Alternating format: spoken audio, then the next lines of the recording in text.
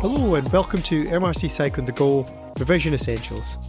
My name is Dr. Alapasurlicker and I'm a psychiatry trainee in the west of Scotland.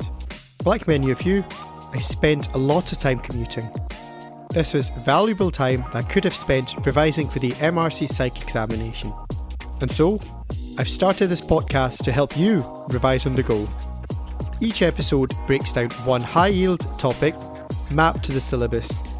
This is then followed by 5 questions to help reinforce your learning. So, grab your headphones, turn travel time into revision time, and let's get started. Let's now explore the process of forgetting in more detail.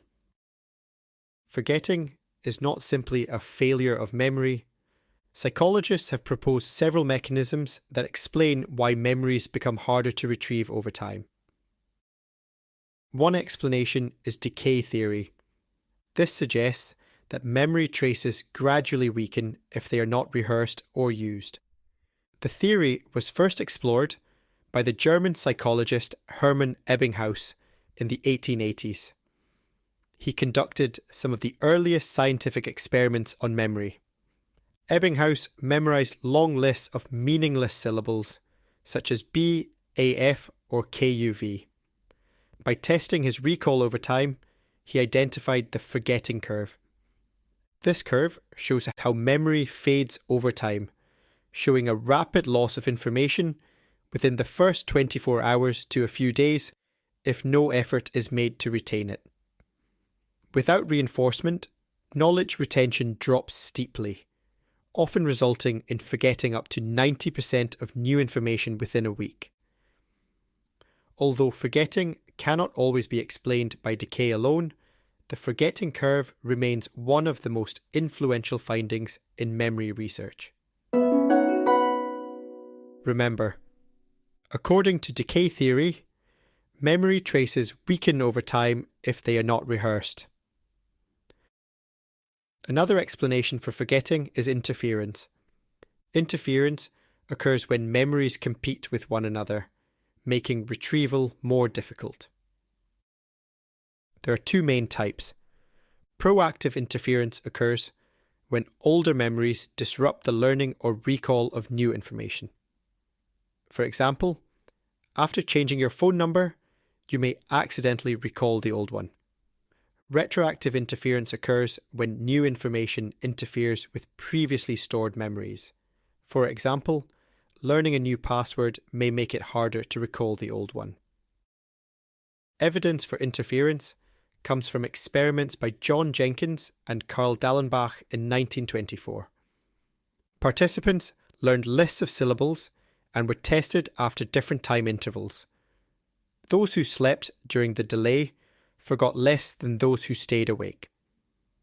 This suggested that forgetting is partly caused by interference from ongoing mental activity, rather than simply the passage of time. Remember, forgetting can occur when memories interfere with one another during retrieval. Emotional factors can also influence memory.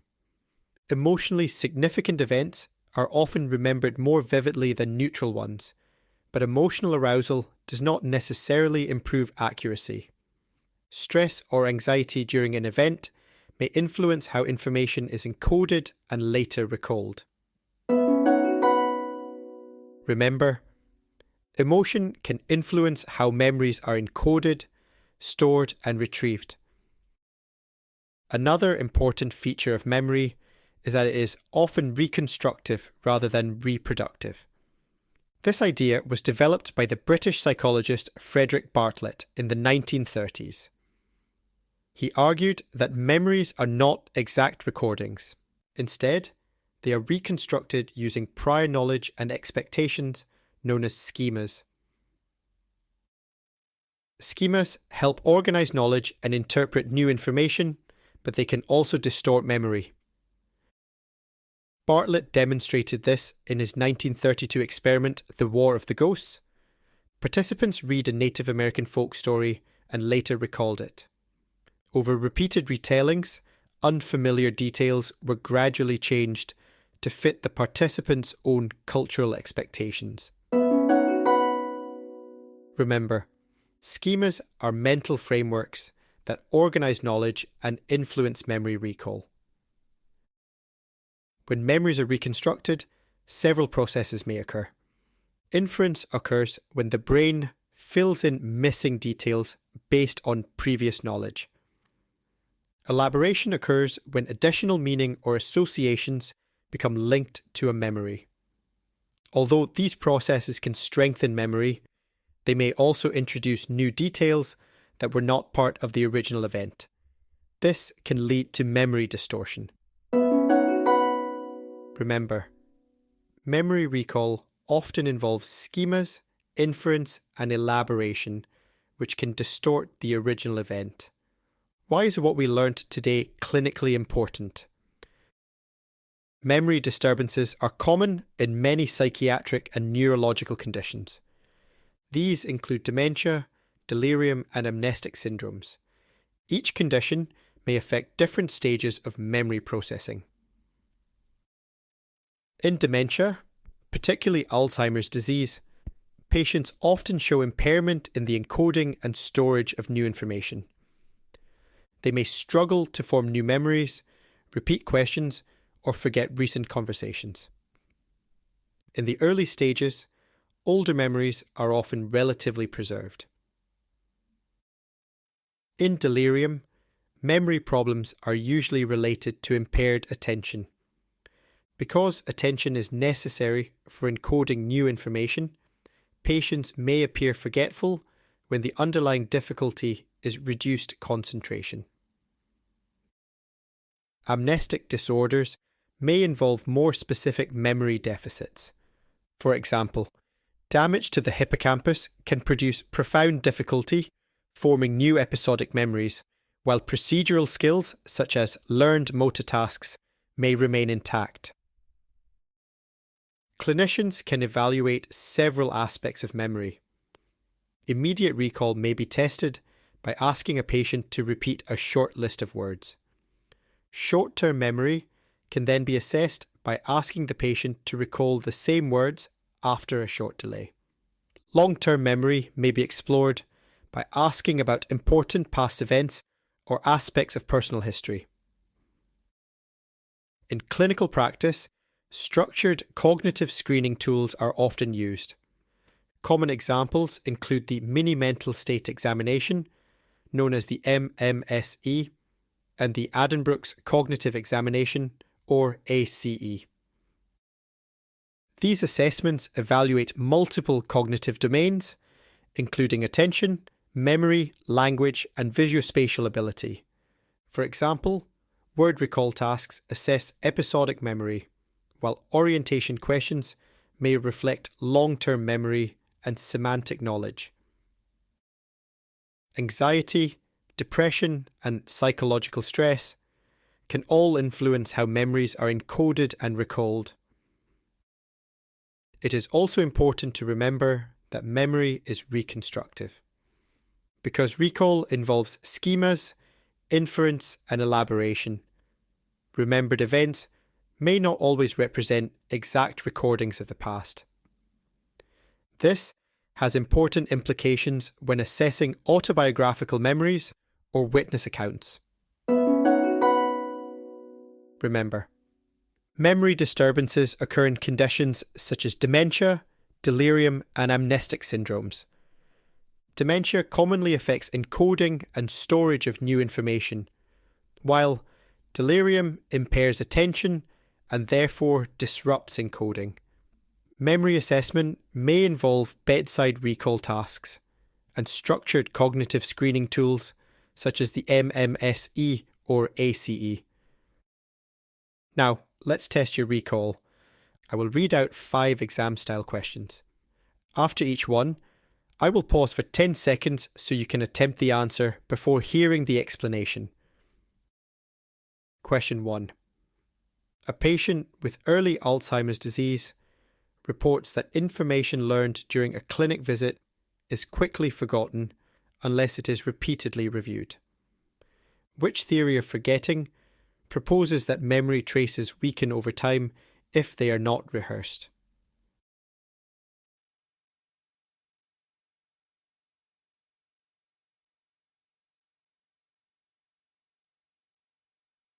The answer is decay theory.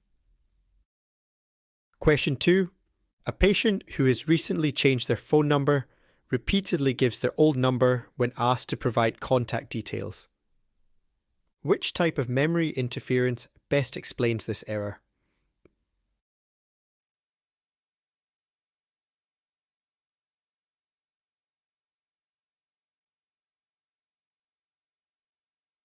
The answer is proactive interference. Question 3. During a cognitive psychology teaching session, a trainee learns that recalled memories are often influenced by prior knowledge and expectations rather than being exact recordings of events. Which theory of memory explains this phenomenon?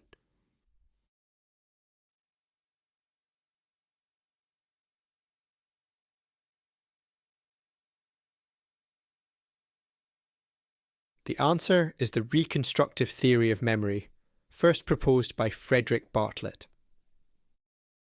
Question 4.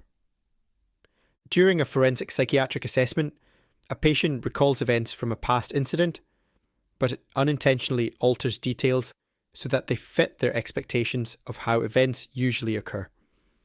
Which cognitive concept explains how prior knowledge structures influence memory recall?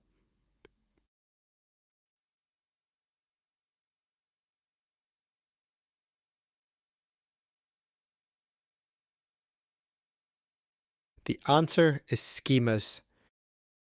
Question 5. A patient who experienced a highly stressful event recalls the incident vividly, but provides several inaccurate details during the clinical interview. Which factor may influence how memories are encoded and later retrieved in this situation?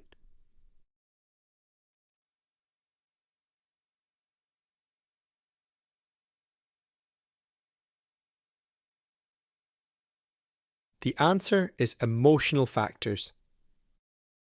If you paused and attempted the questions, well done. Testing your recall like this is one of the most effective ways to prepare for the examination. Let's summarise what we have learned today. Forgetting can occur through several mechanisms, including decay of memory traces over time and interference between competing memories. Memory retrieval is also influenced by emotional states and levels of attention, which can affect how information is encoded and later recalled. Research by Frederick Bartlett demonstrated that memory is reconstructive rather than reproductive. Recall often relies on schemas, inference, and elaboration, which can lead to distortions of the original event. Understanding these processes is important in psychiatry. It helps clinicians interpret memory problems seen in conditions such as dementia, delirium, and amnesic disorders, and guides the assessment of memory during clinical examination and cognitive testing.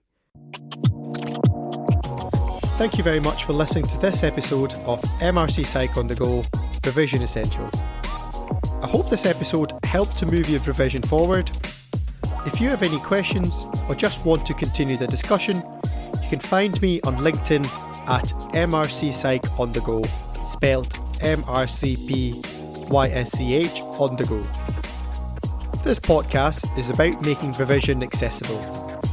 If you found it useful, liking and sharing it with others helps the goal more than anything else. That's it for today. I'm Dr. Alapis Ehrlicher, and as always, keep revising on the go.